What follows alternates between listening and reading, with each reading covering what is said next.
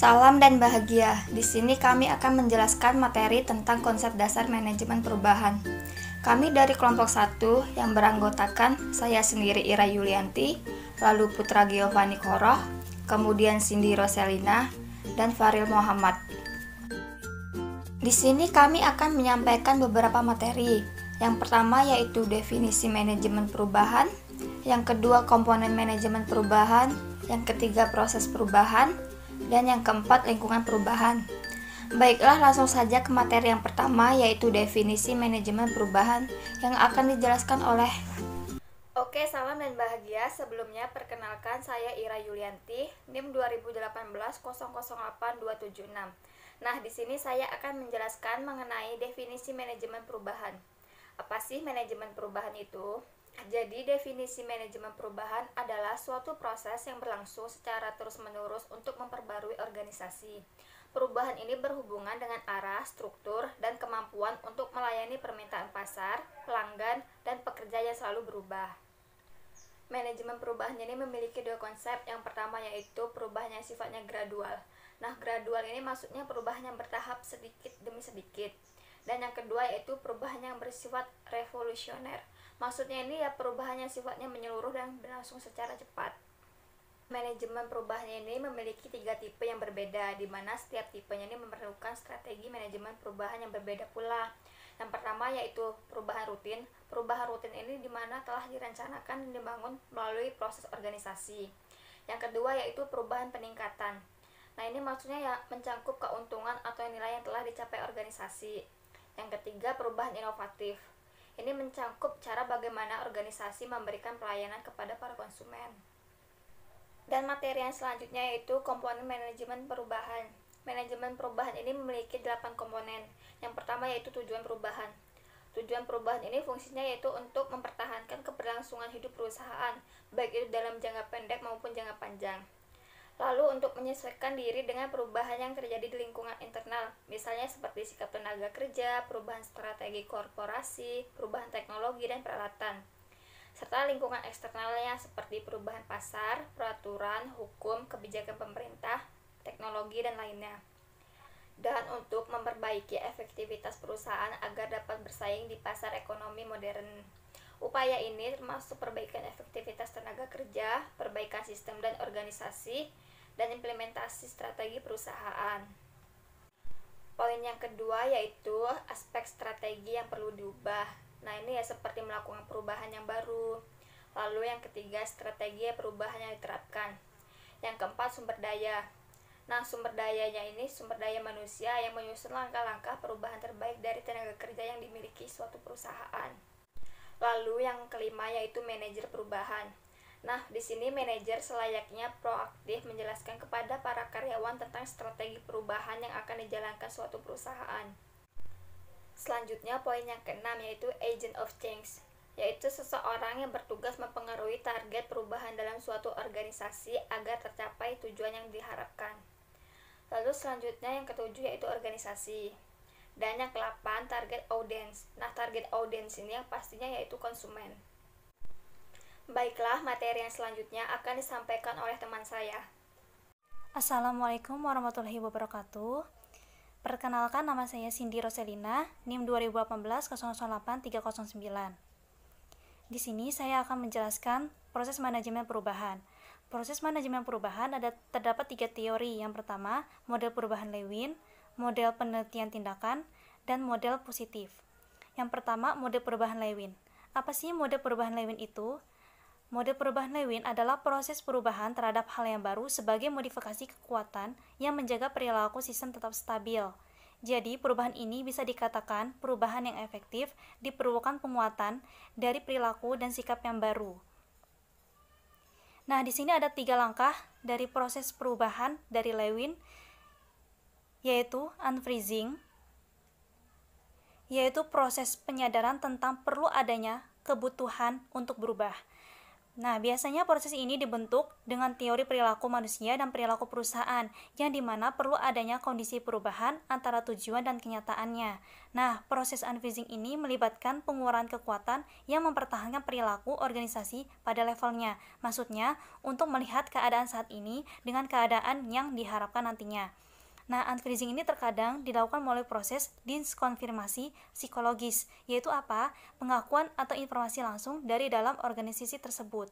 Nah, dengan adanya informasi yang menunjukkan perbedaan antara perilaku yang diinginkan oleh anggota organisasi dan perilaku yang diperlihatkan saat ini, diharapkan anggota dapat termotivasi untuk terlibat dalam aktivitas perubahan tersebut. Dan yang kedua adalah pindah. Nah, proses di mana untuk menganalisa keadaan perubahan dalam mendorong ketindakan yang baik sehingga mengurangi resistensi terhadap perubahan. Nah, langkah ini dapat dikatakan akan menggeser perilaku organisasi, departemen, atau individu ke tingkat yang baru. Jadi, setiap perilaku organisasi harus siap dalam menghadapi perubahan. Karena ini melibatkan intervensi dalam sistem untuk mengembangkan perilaku, nilai, dan sikap baru melalui perubahan dalam struktur dan proses organisasi tersebut. Dan yang ketiga ini pembukuan kembali. Nah, maksudnya apa? Membawa kembali organisasi kepada keseimbangan yang baru, di mana perubahan yang telah terjadi distabilkan kembali pada cara yang baru. Sikap dan perilaku yang sudah baik perlu dibukukan, karena nantinya akan memberikan norma yang baru yang akan menjadi diakui kebenarannya nantinya di dalam organisasi itu. Nah, untuk mencapai perubahan tersebut dapat dilakukan dengan menetapkan aturan baru, menciptakan budaya baru, dan menerapkan sistem penghargaan terhadap perubahan, maka perubahan akan mencapai sistem tetap stabilnya. Model yang kedua yaitu model penelitian tindakan. Nah, model penelitian tindakan ini berfokus pada perubahan terencana sebagai proses di mana penelitian awal dari organisasi yang diawali dari memberikan informasi kemudian untuk diarahkan ke tindakan selanjutnya. Kemudian, hasil dari tindakan dinilai untuk memberi informasi lebih lanjut untuk membimbing tindakan secara nyata. Nah, tujuannya apa? Untuk mengetahui tindakan dilakukan apakah memberikan hasil yang baik ataukah tidak. Nah, di sini ada 8 model tindakan dari dalam perubahan terencana. Yang pertama, itu ada identifikasi masalah. Nah, biasanya tahap ini dimulai ketika seseorang di dalam organisasi merasakan bahwa organisasi memiliki satu atau lebih masalah yang mungkin dapat diselesaikan dengan bantuan praktisi atau pakar ilmu. Nah, yang kedua, konsultasi dengan pakar ilmu perilaku. Nah, maksudnya di sini adanya konsultasi antara pakar ilmu dengan si klien untuk menilai satu sama lainnya. Yang ketiga, pengumpulan data dan diagnosis awal. Nah, langkah ini akan mengumpulkan semua informasi yang sesuai dan dianalisis untuk menentukan apa yang mendasari penyebab dari masalah organisasi. Biasanya, dalam pengumpulan data tadi bisa digunakan sebagai wawancara, observasi, kuesioner, dan data kinerja organisasi tersebut. Yang keempat, umpan balik untuk klien atau grup utama. Nah, ini biasanya digunakan dalam pertemuan kelompok dan tim kerja untuk mengetahui feedback dari si klien tersebut sehingga timbullah kolaborasi aktivitas dari keduanya. Yang kelima adalah diagnosis bersama masalah. Kita tahu bahwa diagnosis adalah proses untuk memahami suatu fungsi yang ada di dalam organisasi. Nah, pada titik ini, anggota mendiskusikan umpan balik dan bereksplorasi apakah ingin diidentifikasi masalahnya lebih lanjut ataukah tidak. Biasanya dalam kegiatan diagnosis, masalah ini melibatkan pengumpulan informasi dan umpan balik sehingga dapat diselesaikan lebih lanjut. Kemudian yang keenam, perencanaan tindakan bersama. Nah, setelah melakukan diagnosis masalah, selanjutnya melakukan perencanaan tindakan bersama dengan maksud tindakan apa yang harus diambil. Untuk spesifik tindakan yang akan diambil itu tergantung pada budaya, teknologi, dan lingkungan organisasi yang ada di situ. Yang ketujuh, tindakan. Setelah melakukan perencanaan tindakan tadi, selanjutnya melakukan tindakan secara nyata. Namun tindakan ini biasanya tidak dapat diimplementasikan segera, tapi membutuhkan tahap. Karena secara umum organisasi itu berjalan dari saat ini ke keadaan masa depan yang diinginkan dalam organisasi itu. Dan yang kedelapan adalah pengumpulan data setelah tindakan. Nah, ini adalah langkah terakhir setelah tindakan, karena data yang diperoleh dari tindakan-tindakan yang tadi akan dikumpulkan dengan maksud untuk mengukur dan menentukan efek dari tindakan yang dilakukan tadi, apakah memberikan hasil yang memuaskan ataukah tidak. Jika memuaskan, maka hasilnya akan dikembalikan ke organisasi itu, sehingga akan menimbulkan perubahan baru dalam organisasi tersebut. Nah, model yang ketiga adalah model positif. Nah, model ini adalah berbeda dengan model Lewin dan model penelitian tindakan yang tadi. Model positif ini justru malah berfokus pada hal positif dan hal yang baik yang ditemukan dalam organisasi tersebut. Dengan menunjukkan seseorang di dalam organisasi tersebut bertindak dengan cara yang baik, maka harapan positif terhadap organisasi tersebut akan terwujud. Dengan begitu, anggota dapat memahami apa yang terjadi di dalam organisasi, sehingga akan terdorong seseorang bekerja dengan sebaik-baiknya, akan membangun kapabilitas dan mencapai hasil yang memuaskan atau hal yang baik. Nah, di sini ada 5 fase model positif dari perubahan terencana, yaitu yang pertama, melakukan permintaan. Nah, fase ini merupakan fase yang menentukan subjek perubahan. Maksudnya, ini menekankan pada keterlibatan anggota untuk mengidentifikasikan masalah organisasi yang ada. Ini kenapa? Karena keinginan tim kerja organisasi itu untuk meningkatkan sesuatu yang menjadi permasalahan, misalnya sistem imbalan, gender, atau peningkatan produksi. Jika fokus pada permasalahan, maka proses perubahan yang akan terjadi tentu akan memberikan kesan-kesan yang positif. Contoh lainnya ini, anggota dapat memilih untuk mencari kolaborasi yang dapat memberikan kepuasan kepada pelanggan. Yang kedua, menanyakan tentang praktik terbaik. Nah, fase ini mencakup pengumpulan informasi mengenai apa yang terbaik dalam organisasi itu. Apabila topiknya adalah inovasi, maka semua anggota mengembangkan ide-ide yang baru dalam situasi berdialog ataupun wawancara untuk mengumpulkan ide-ide baru tersebut yang nantinya akan diterapkan dalam organisasi tersebut. Yang ketiga, menemukan tema. Nah, dalam fase ini, anggota menganalisis cerita untuk mengidentifikasikan tema dari pengalaman anggota tersebut. Sebagai contoh, cerita tentang inovasi misalnya, yang mungkin mengandung tema bagaimana manajer memberikan kebebasan untuk mengeksplorasi ide baru maupun dukungan organisasi yang diterima dari rekan kerjanya. Dengan harapan tema yang ditemukan tadi dapat memberikan perubahan yang baik untuk kedepannya dalam organisasi tersebut. Yang keempat, membayangkan masa depan dengan pilihan. Nah, dalam fase ini akan menganalisis tema-tema yang diidentifikasikan tadi seperti menggambarkan masa depan yang menarik, sehingga memungkinkan gambaran masa depan akan lebih terkoordinir. Nah, berdasarkan kemungkinan yang tadi, anggota mengidentifikasi proses-proses penting organisasi yang harus dimasukkan untuk mendukung munculnya masa depan yang dibayangkan. Nah, disinilah yang berperan adalah visi yang menjadi pernyataan apa yang seharusnya dan bagaimana organisasi yang harus menjadi ini atau itu. Dan yang terakhir adalah merancang dan memberikan cara untuk menciptakan masa depan. Nah, ini merupakan fase yang melibatkan desain dan pelaksanaan cara untuk menciptakan masa depan.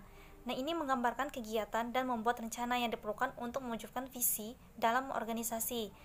Di sini, para anggota membuat perubahan, nilai hasilnya, membuat penyelesaian yang diperlukan, dan seterusnya, karena mereka bergerak organisasi menuju visi dan mempertahankan apa yang dicapai organisasi itu. Kemudian proses dilanjut dengan memperbarui tentang hal-hal yang terbaik dalam organisasi itu. Assalamualaikum warahmatullahi wabarakatuh. Perkenalkan, nama saya Faryal Muhammad, NIM 2018-008348. Di sini saya akan menjelaskan yaitu pendekatan manajemen perubahan. Nah, pendekatan manajemen perubahan. Menurut Davidson 2005, dalam bukunya mengatakan bahwa terjadinya perbedaan budaya pada suatu organisasi akan mempengaruhi penyusunan rencana perubahan yang akan dilakukan secara tepat. Perusahaan bisa memilih salah satu dari 4 pendekatan manajemen perubahan, yaitu pendekatan rasional dan empiris, pendekatan normatif dan redukatif, pendekatan kekuasaan dan korosif, dan pendekatan lingkungan dan adaptif. Nah, yang pertama ada pendekatan rasional dan empiris. Pendekatan rasional dan empiris digunakan dengan dasar keyakinan bahwa perilaku orang mampu diprediksi dan mereka akan memberikan perhatian khusus atas kepentingannya sendiri. Dengan memahami perilaku tersebut, maka akan memberikan manajer perubahan pada suatu strategi yang berguna untuk melangkah. Yang kedua, pendekatan normatif dan redukatif. Pendekatan ini akan lebih fokus pada bagaimana seseorang manajer perubahan mampu memberikan pengaruh atau bertingkah laku dengan berbagai cara tertentu, agar selanjutnya para anggota manajer mampu melakukan perubahan. Pada dasarnya, manusia akan berubah saat ada suatu perusahaan tersendiri bahwa perubahan adalah demi kepentingan yang terbaik. Yang ketiga, ada pendekatan kekuasaan korsif. Pendekatan ini akan memaksa pihak manajemen perubahan untuk melakukan caranya secara semena-mena oleh sebagai pihak, secara naif oleh sebagai yang lainnya, dan sering menjadi bentuk standar dan manajemen perubahan. Premis utama dari pendekatan ini adalah mereka yang dasarnya patuh akan siap untuk melakukan apapun yang diperintahkan dengan tanpa atau sedikit pun usaha dalam meyakinkan. Yang keempat, ada pendekatan lingkungan dan aditif.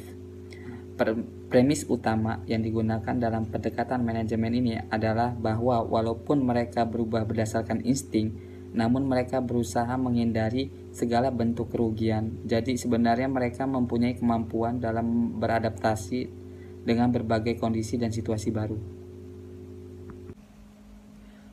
Oke, selanjutnya yaitu jenis-jenis manajemen perubahan. Jenis-jenis manajemen perubahan menurut Haris Chandra 2007 menjelaskan bahwa terdapat 3 jenis perubahan dalam suatu organisasi berdasarkan sifatnya. Yang pertama, ada smooth incremental change.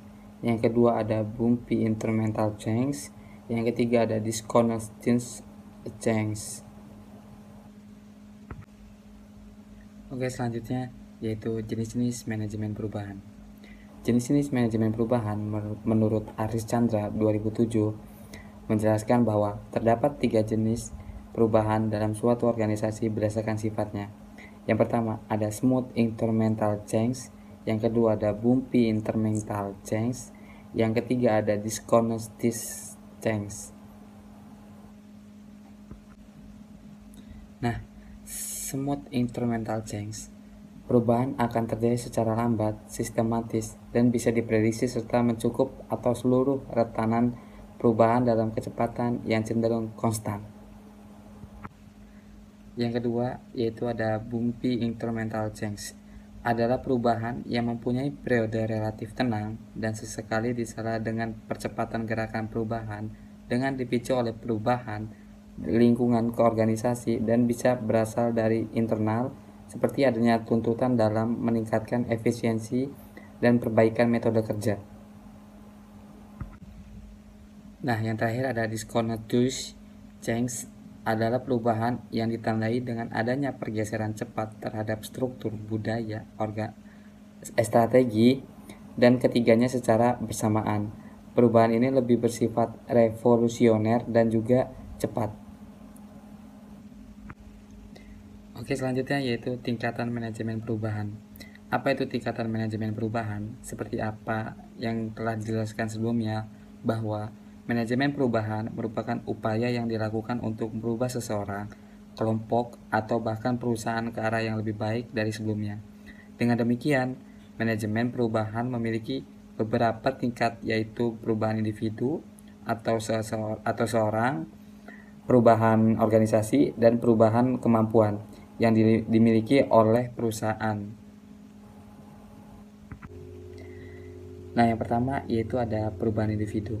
Setiap individu memang selalu dan akan mengalami perubahan, namun perubahan tersebut tidak secara otomatis ke arah yang kita inginkan. Misalnya, menentukan kapan waktu yang tepat untuk mengajarkan keterampilan baru pada seseorang dan bagaimana perubahan tersebut dalam melekat pada diri individu. Nah, itu yang perubahan individu. Yang kedua, ada perubahan organisasi. Manajer harus memastikan sumber daya mana yang perlu berubah untuk kepentingan keberhasilan proyek dan upaya perubahan, seperti apa yang harus dilakukan untuk tujuan tersebut. Yang ketiga, ada perubahan kemampuan perusahaan. Pada tingkatan ini, change manager berperan secara langsung untuk mengelola perusahaan agar secara efektif mampu beradaptasi dengan perubahan dunia atau pasar. Misalnya, manajer memberikan perubahan terhadap metode pemasaran sebelumnya yang dinilai tidak memenuhi target perusahaan. Nah, itu dari tingkatan manajemen perubahan. Slide selanjutnya yaitu ada lingkungan perubahan. Nah, lingkungan perubahan ada lingkungan eksternal dan lingkungan internal. Yang pertama, lingkungan eksternal. Perubahan organisasi terjadi karena adanya perubahan-perubahan dalam berbagai variabel eksternal seperti sistem politik, ekonomi, teknologi, pasar, dan nilai-nilai lainnya. Yang kedua, ada lingkungan internal. Kekuatan-kekuatan perubahan internal ini merupakan hasil dari faktor-faktor seperti tujuan, strategi, kebijaksanaan, manajerial, dan teknologi baru, serta sikap dan perilaku karyawan. Itu. Nah, di sini ada strategi manajemen perubahan. Di sini ada banyak banget strategi manajemen perubahan. Yang pertama, ada membangun rasa urgensi. Tahapan ini adalah tahapan untuk membangun motivasi dengan mengkaji realitas pasar dan kompetisi, mengidentifikasi dan membahas krisis, potensi krisis atau peluang besar sehingga timbul alasan yang baik untuk melakukan sesuatu yang berbeda. Yang kedua, ada menciptakan koalisi penuntun. Pada tahapan ini dibentuk sebuah koalisi untuk memulai perubahan sebagai sebuah tim yang terdiri dari orang-orang yang memiliki kekuasaan yang cukup untuk memimpin perubahan. Selanjutnya, merumuskan visi dan strategi. Pada tahapan ini perlunya dibuat sebuah visi untuk membantu mengarahkan upaya perubahan dan merumuskan strategi untuk mencapai visi. Selanjutnya yaitu ada mengkomunikasikan visi perubahan. Pada tahapan ini, perlunya mengkomunikasikan visi dan strategi perubahan pada seluruh elemen organisasi secara terus-menerus dengan menggunakan setiap kesempatan yang ada dan menjadikan koalisi penuntun sebagai model perilaku yang diharapkan dari pegawai. Selanjutnya, ada memperdayakan tindakan yang menyeluruh. Nah, pada tahapan ini dilakukan kegiatan dengan melibatkan keseluruhan elemen organisasi untuk menyingkirkan rintangan, mengubah sistem atau struktur yang merusak visi perubahan, dan mendorong keberanian mengambil resiko serta ide, aktivitas, dan tindakan non-tradisional. Selanjutnya yaitu ada menghasilkan kemenangan jangka pendek. Pada tahapan ini dilakukan perencanaan untuk meningkatkan kerja sebagai hasil dari perubahan atau kemenangan yang dapat dilihat dan juga memberi pengakuan dan penghargaan yang dapat dilihat kepada orang-orang memungkinkan tercapainya kemenangan tersebut. Nah, selanjutnya yaitu ada mengkonsolidasikan hasil dan mendorong perubahan yang lebih besar.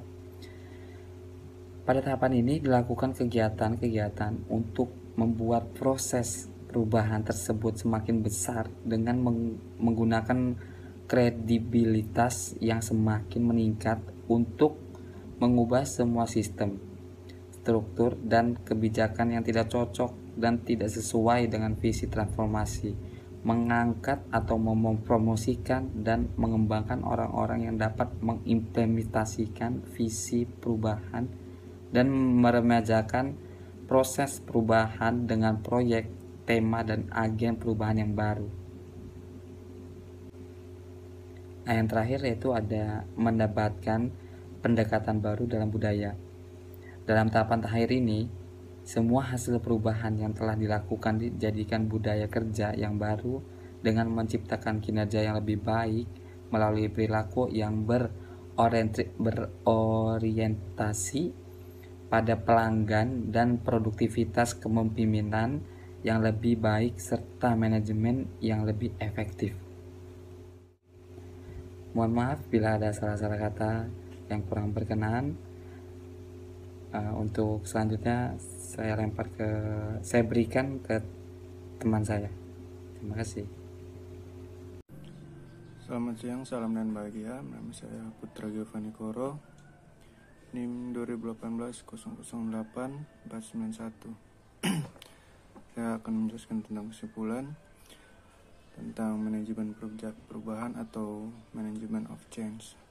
Jadi manajemen of change adalah sebuah upaya dan pendekatan yang dilakukan secara terstruktur dan sistematis yang dimanfaatkan guna membantu individu, tim, ataupun organisasi dengan menerapkan sarana, sumber daya, dan pengetahuan dalam merealisasikan perubahan dari kondisi sekarang menuju suatu kondisi yang lebih baik secara efisien dan efektif untuk memperkecil dampak dari proses perubahan itu.